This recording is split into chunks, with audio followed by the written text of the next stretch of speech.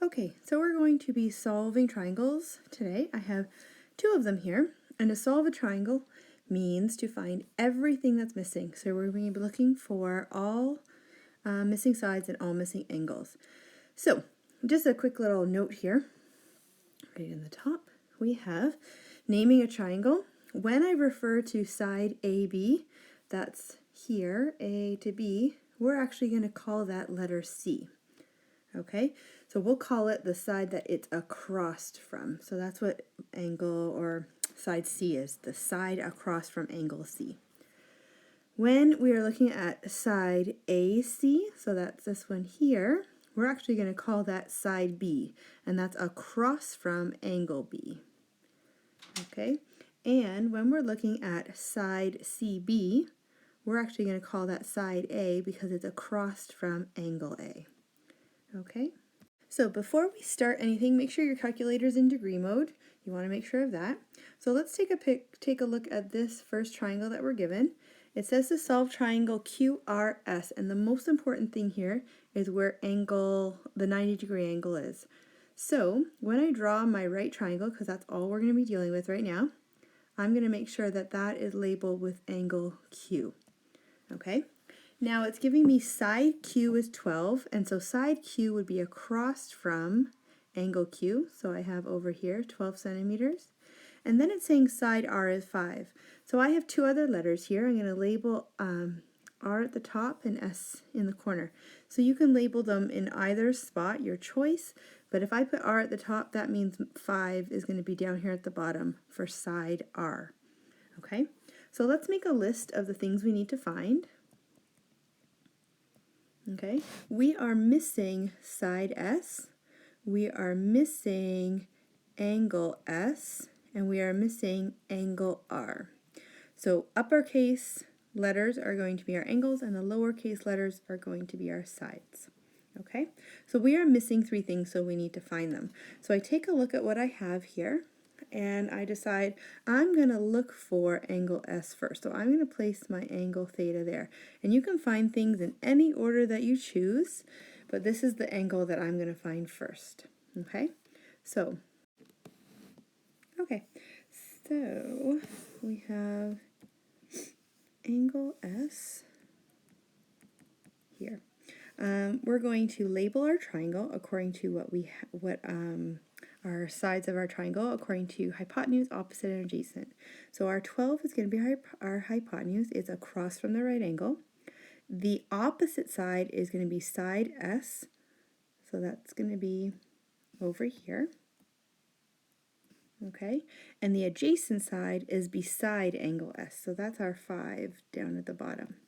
So I'm going to look at what do I have. I have my hypotenuse and I have my adjacent.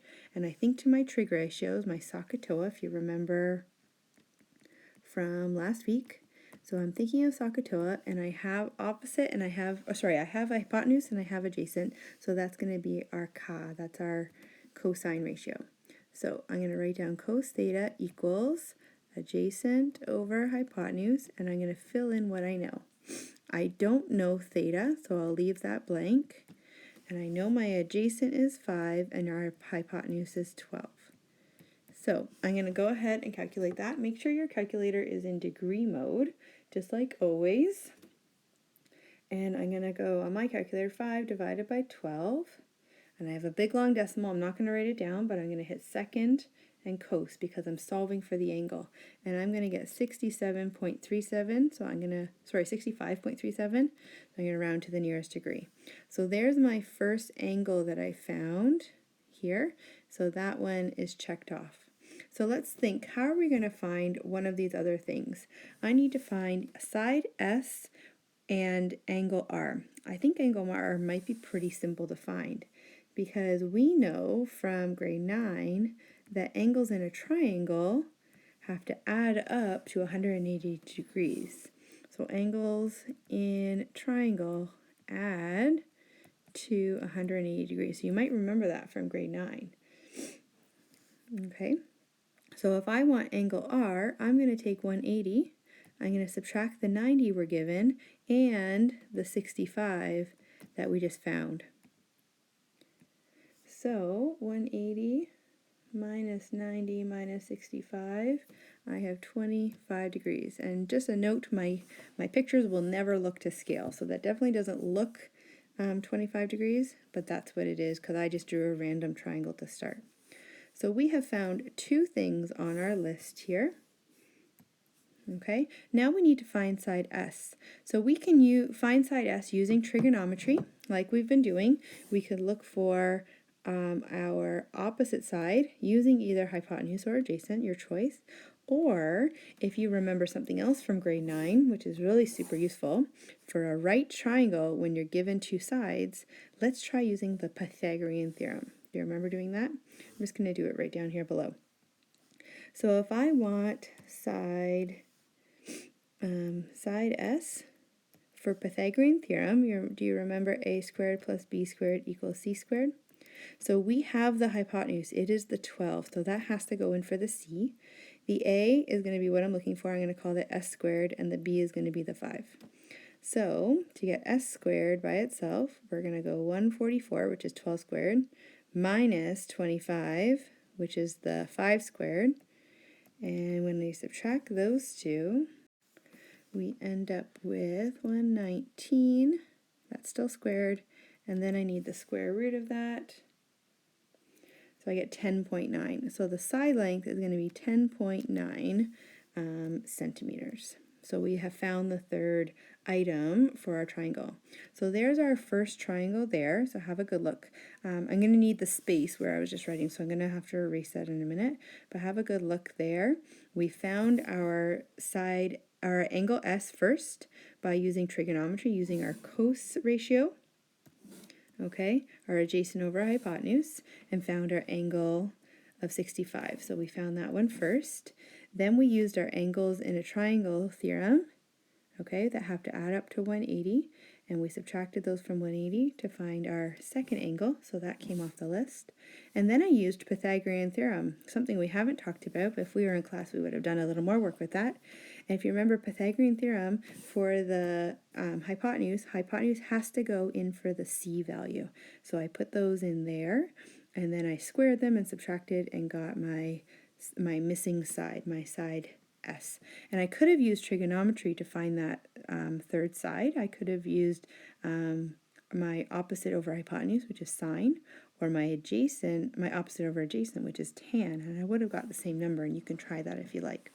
So I'm just going to pause it here and erase that side so I have my space, and then I'll be right back and we'll get solving the second one.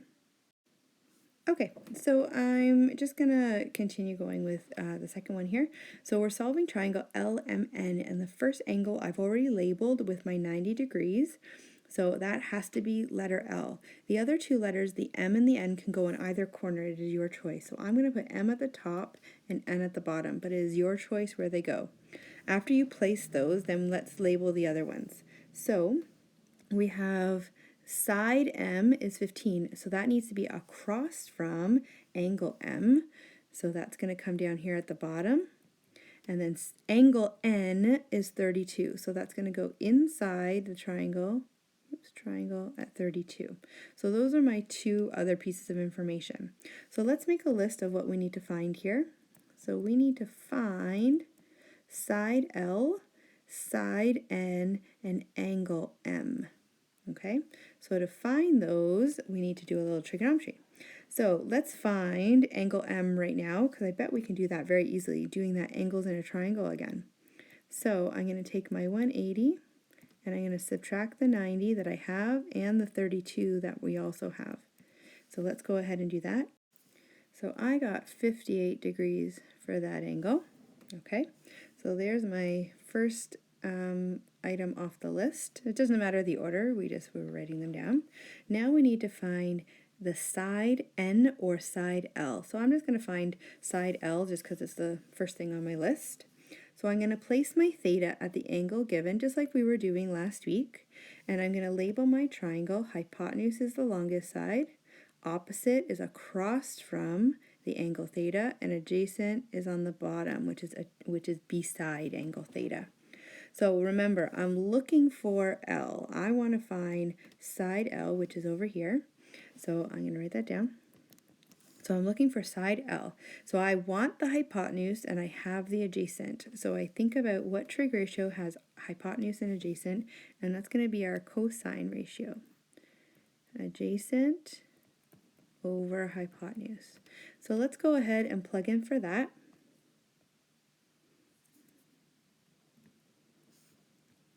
So we have 32 for our theta.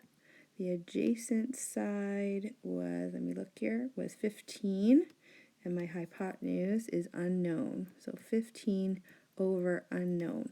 So since my x is on the bottom, some people had trouble with this the other day. So since x is on the bottom, we want to rearrange. We can't just multiply by 15 because 15 is not on the bottom. We have to get x to the top by putting cos on the bottom, so under the 15. So this is a little bit different when you calculate it. It's not multiplying, it's division. So go ahead and divide 15 by cos of 32.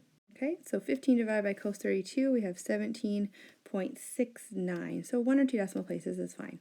So there's another item off our list. We'll check that off here. We have side L. Now we need side N, and you have a choice. You want to find side N, which is over here. Okay, and you have a choice. You can either use Pythagorean theorem, like we did in the question above, because we now have two sides, or you can use opposite over hypotenuse, which is sine, or opposite over adjacent, which is tan. So you make a choice and you pick one, and I'm just going to write down the value of n. I'm going to give you a chance to try that. So pause the video and find n. Either go opposite over adjacent, so tan is opposite over adjacent, and find n, or opposite over hypotenuse using sine, or use Pythagorean theorem. So make sure you pause the video here and try that. Okay, so I have 9.37 for side n. So you should have something around there, 9.37 or 9.38, something like that. And that gives you our last thing on our list, so side n. So we have all the things that are missing. We have our missing angle. We have our missing angle here of 58. We have our missing side of 17.69 and our other missing side of 1937. So that is how we solve a triangle. That's how we find everything that's missing. So sometimes you'll be given, like the question above, number 1 gave one angle, 2 sides. And in question 2, you might be given 2 angles and 1 side. So depending on what you're given, will tell you what you need to do. So I will add some questions to this post so that you can try them on your own, and make sure you post them and let me know, and I can give you, or post them back, send them back, and I will give you feedback. Make sure you're reading the feedback. Make sure you're reading the stuff that I'm writing that you need to correct, and you can send the corrections back to me and hopefully improve your mark that way. Okay? Hope everyone's well. Take care.